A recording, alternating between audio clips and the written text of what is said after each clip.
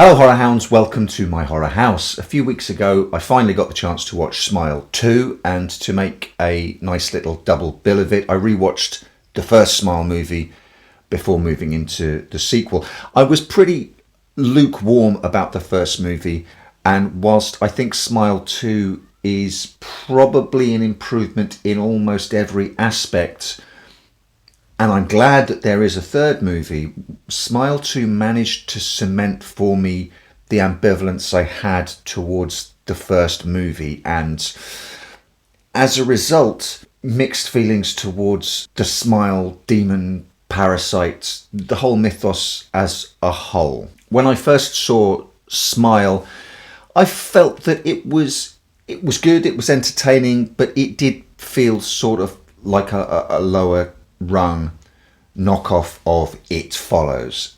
It Follows has a demon, a parasite, some kind of entity that you become infected with through sex.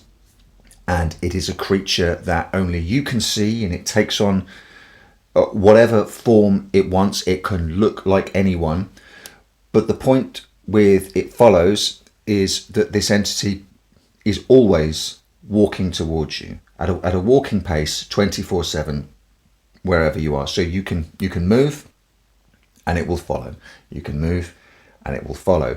And the only way to get rid of it is essentially to pass it on, to have sex with someone else, and it will then begin to follow them. And with Smile, it seemed like a very similar proposition, although the metaphor was trauma being passed on from person to person rather than it being a sexual thing. But you see some traumatic event and you are infected by the Smile entity, let's say, and what they will do is that they will traumatize you for up to 7 days. They'll tenderize you with trauma until you're nice and tasty, and then it will enter you and then cause you to kill yourself in a traumatizing way in front of someone else or a group of people, and then they're infected, and it moves on and on and on. The parallel with It Follows at the time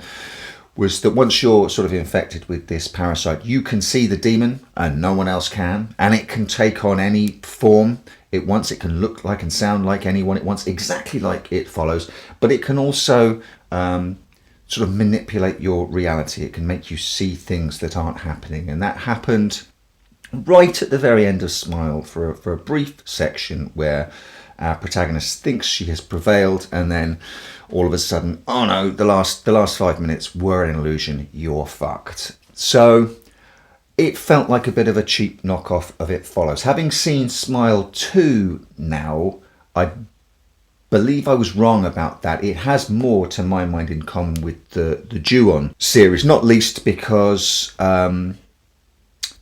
it started off as a short, and then that got turned into a feature, and then it got a sequel, and now it's going to get a second sequel. And all praise to Parker Finn, the mind and the creative force behind Smile, for getting that done and getting these films made.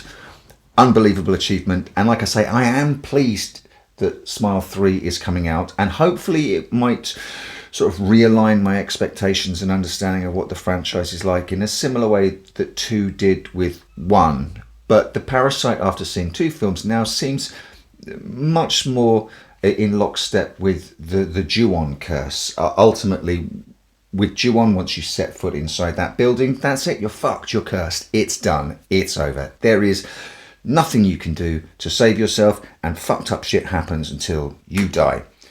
As it seems to be with the Smile entity, it toys with you, it fucks around with you, and then ultimately, within about 7 days, it will literally crawl inside you. It will possess you and then cause you to kill yourself in a very splashy way. The real eye-opener for me in Smile 2 was this overuse of the notion that the entity can make you see, feel, hear literally anything it wants to. And it's just, It's so overpowered. Yes, it's there in the first movie, right at the end, but there are now in Smile 2, whole swathes of the movie that just didn't happen, that were just in our protagonist's head. And when you start sort of like teasing it out, she must have in her head been going to these places and speaking to people and going and doing this stuff, all while in real life she was getting prepared for her concert and backstage and probably doing sound checks and things like that, because when she finally snaps back into the real world, she is on stage, thousands of people are in front of her, and there's no way to get from when we last saw her in real life to there without her going through at least the motions of life.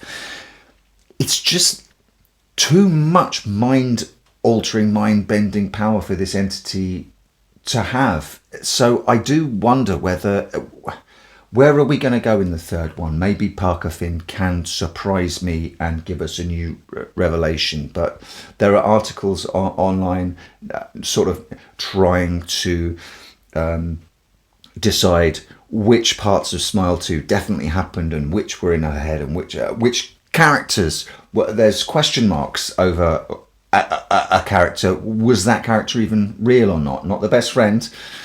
And it seems to me to be a little bit of a hat on a hat, if that expression makes sense to you. The